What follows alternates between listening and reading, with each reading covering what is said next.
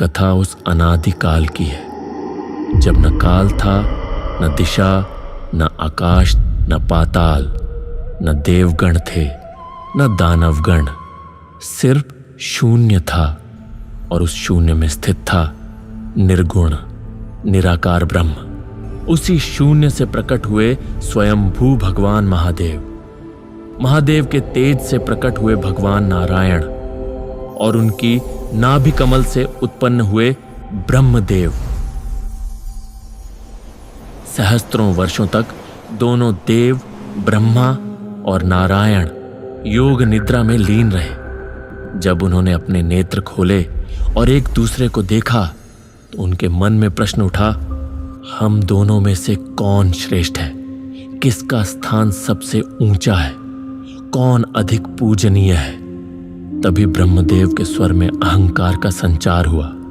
वे बोले, मैं ही इस सृष्टि का कर्ता हूं, अतः मैं ही सर्वश्रेष्ठ हूं। उनके वचनों में घमंड की अग्नि प्रकट हो उठी, किंतु नारायण शांत भाव से मुस्कुराए और बोले, हे ब्रह्मदेव, तुम मेरी नाभि कमल से उत्पन्न हुए हो। तुम्हारा आधार मैं हूं, मैं ही आदि पुरुष हूं, सनातन तत्व हूं। लेकिन दोनों का यह विवाद गहराता चला गया। उनकी वाणी से उत्पन्न कंपन समस्त ब्रह्मांड में फैल गया और उस विवाद ने सृष्टि के प्रत्येक कोने में अशांति फैला दी। जब यह विवाद चरम पर पहुंचा, तभी ब्रह्मांड के मध्य एक अद्भुत दिव्य प्रकाश पुंज प्रकट हुआ। उसकी ज्योति इतनी प्रचंड थी कि सूर्य, चंद्र और नक्षत्र तक फीके पड़ गए। उसका न आदि था न अंत, वह अनंत, शाश्वत और सनातन था। ब्रह्मा और नारायण विस्मित रह गए। ब्रह्मदेव ने प्रश्न किया, हे दिव्य प्रकाश, तुम कौन हो और इस प्रकट होने का क्या अर्थ है? तभी उस ज्योति से एक गंभीर ध्वनि गूंजी, मैं ही आदि हूं, मैं ही अनादि हूं, मैं ही वह परम तत्व हूं जो तुम्हारे विवाद का समाधान कर सकता है। तुम में से जो इस ज्योति के छोर तक पहुंच जाएगा वही सर्वश्रेष्ठ कहलाएगा। तुम में से एक उत्तर दिशा की ओर जाओ और दूसरा दक्षिण दिशा की ओर। यह सुनकर ब्रह्मदेव उत्तर दिशा की ओर चल पड़े और भगवान नारायण दक्षिण दिशा की ओर। सहस्त्रों वर्षों तक वे दोनों चलते रहे, किंतु उस प्रकाश का न आदि मिला न अंत। अंततः नारायण ठहर गए और चिंतन करते हुए बोले, यह प्रकाश हमारी समझ से परे है। यह कोई साधारण ज्योति नहीं, अपितु अनंत सत्य है। उन्होंने विनम्रता से पराजय स्वीकार की और उस ज्योति के समक्ष नतमस्तक हो गए। किंतु ब्रह्मदेव का अहंकार और अधिक प्रबल हो उठा।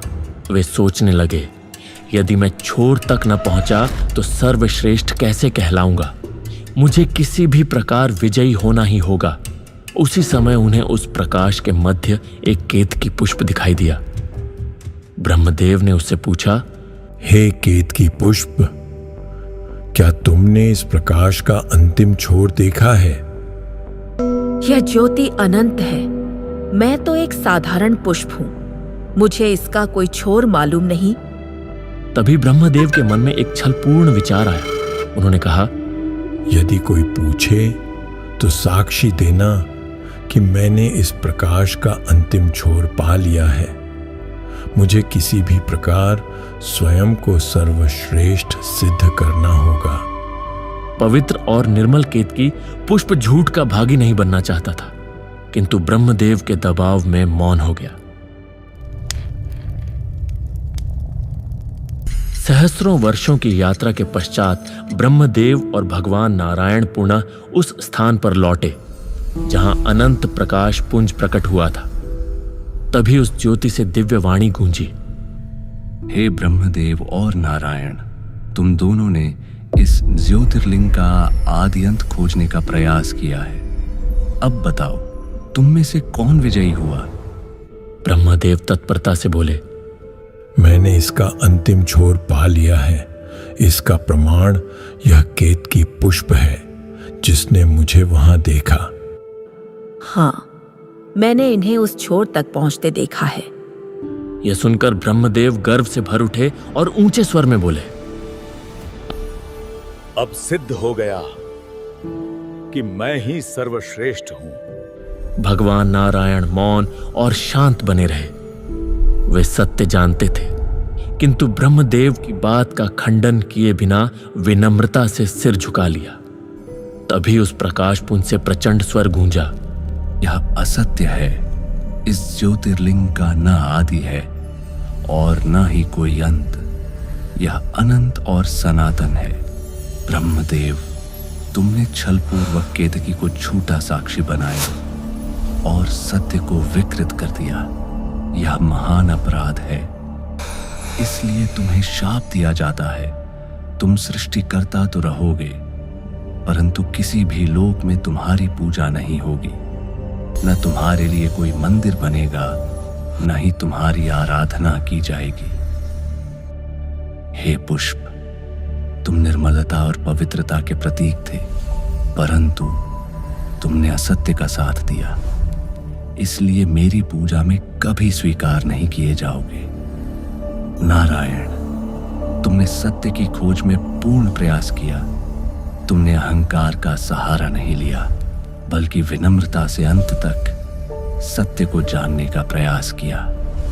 इसीलिए तुम्हारी आराधना सदा सर्वदा हर रूप में होगी, चाहे वह क्षीर सागर में शेषनाग पर विराजमान हो या फिर अनंत विश्व के पालनहार के रूप में प्रतिष्ठित हो। अंततः ब्रह्मदेव को अपनी भूल का आभास हुआ और उन्होंने उस शाप दंड को स्वीकार कर लिया। किंतु ब्रह्मा का वह पंचम मुख, जो सदा असत्य बोलने को तत्पर रहता था, अहंकार से इतना भर गया था कि वह उस दिव्य प्रकाश पुंज की भी अवहेलना करने लगा। तभी पश्चाताप से दोनों ने उस प्रकाश पुंज के सम्मुख एक साथ प्रार्थना की, हे दिव्य स्वरूप, कृपा कर साकार रूप में प्रकट हों। क्षण भर में वह प्रकाश और अधिक प्रखर हो उठा और उसी से प्रकट हुए देवाधिदेव, स्वयंभू, संहारकर्ता महादेव। उनका अद्भुत तेज संपूर्ण ब्रह्मांड को कंपा उठा। जटाएं बिखरी हुई थीं, नेत्र क्रोध से रक्तवर्ण हो उठे थे। यही वह प्रथम क्षण था जब निराकार महादेव ने किसी साकार रूप को धारण किया। महादेव का गर्जन समस्त दिशाओं में गूंज उठा। तभी ब्रह्मदेव का वह पंचम मुख, जो अब भी अहंकारवश महादेव का अनादर कर रहा था, महादेव के क्रोध का कारण बना। उनके मस्तक से अग्नि ज्वाला प्रकट हुई और उसी अग्नि से अवतरित हुए काल भैरव। शिव के इस उग्रतम स्वरूप का शरीर घनघोर अंधकार जैसा काला था। गले में मुंडमाला, हाथों में त्रिशूल और खड्ग। उनकी आंखें प्रज्वलित अग्नि समान धधक रही थी।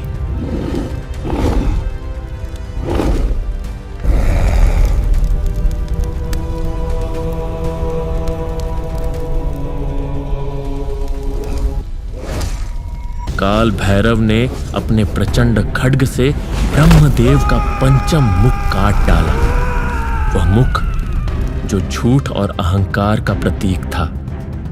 ज्यों ही वह सिर भूमि पर गिरा, संपूर्ण सृष्टि कांप उठी।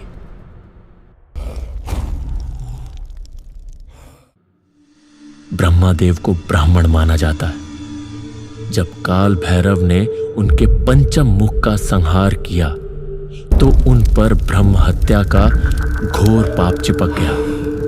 यह पाप इतना भारी था कि वह कटा हुआ मुख कपाल बनकर उनके बाएं हाथ से लटक गया। उससे रक्त की बूंदें निरंतर टपकती रहीं। सत्ययुग का प्रारंभ हो चुका था, किंतु वह कपाल किसी भी प्रकार से भैरव का पीछा नहीं छोड़ रहा था। काल भैरव चिंतन करने लगे, मैं स्वयं महादेव का स्वरूप होते हुए भी इस पाप से मुक्त क्यों नहीं हो पा रहा। मुक्ति की खोज में वे दिशाओं में भटकते रहे। सबसे पहले वे देवलोक पहुंचे। इंद्र ने उन्हें कहा, यहां अमृत कुंड है, यह अमृतत्व प्रदान करता है परंतु पाप मुक्ति नहीं। भैरव ने वहां स्नान किया किंतु कपाल उनसे नहीं छूटा। इसके बाद वे नागलोक पहुंचे। वासुकी ने उन्हें रसातल का मार्ग दिखाया परंतु वहां भी पाप का बोझ जस का तस रहा।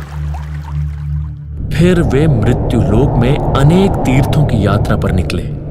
गंगा, हिमालय, रामेश्वरम, बद्रीनाथ, हर स्थान पर उन्होंने स्नान और प्रार्थना की।